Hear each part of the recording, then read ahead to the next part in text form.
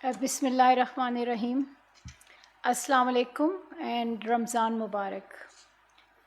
Thank you for joining us for the weekly briefing. Let me begin with the visit of Foreign Secretary Dr. Asad Majid Khan to China from 16th to 18th of March.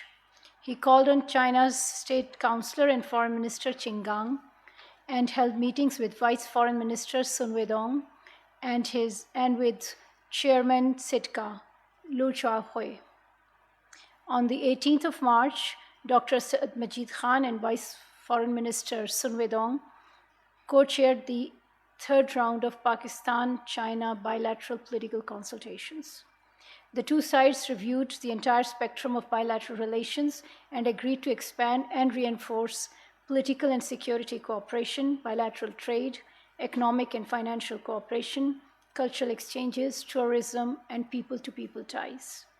It was also agreed that Pakistan and China will enhance high-level engagements and dialogue mechanisms and make the channels of communication even more robust.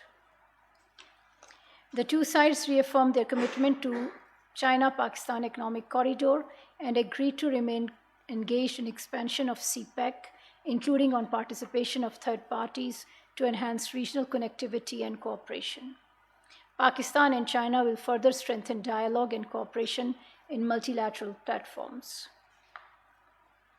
The first meeting of the Joint Working Group on Political Cooperation under the framework of Pakistan GCC Strategic Dialogue was held on 21 March in Riyadh.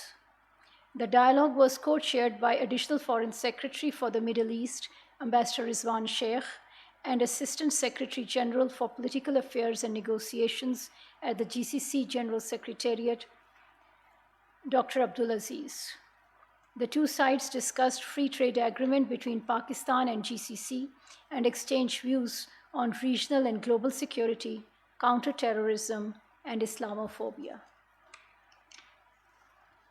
Last week, the Prime Minister inaugurated the CPEC 1320 megawatt third coal Block 1 power project.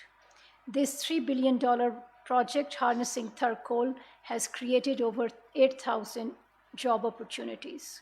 It will save around $2 billion per annum by cutting coal imports, thus saving valuable foreign exchange reserves. It is capable of meeting the electricity demands of 4 million households in Pakistan. The Tharkol project is a sterling symbol of CPEC and is testament of the thriving all-weather strategic cooperative partnership between Pakistan and China.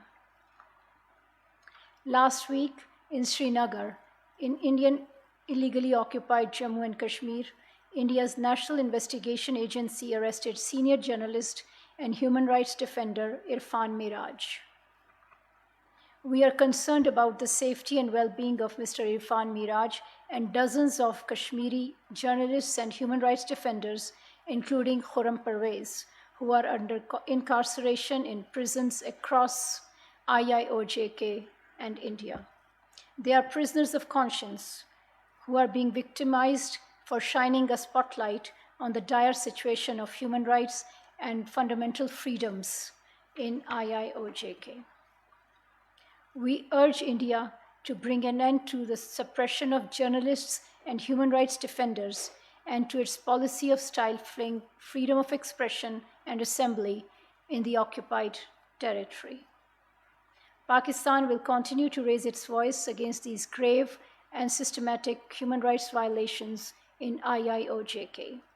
We will also continue to extend political, diplomatic, and moral support to our Kashmiri brothers and sisters for the just and peaceful settlement of the Jammu and Kashmir dispute in accordance with the UN Security Council resolutions.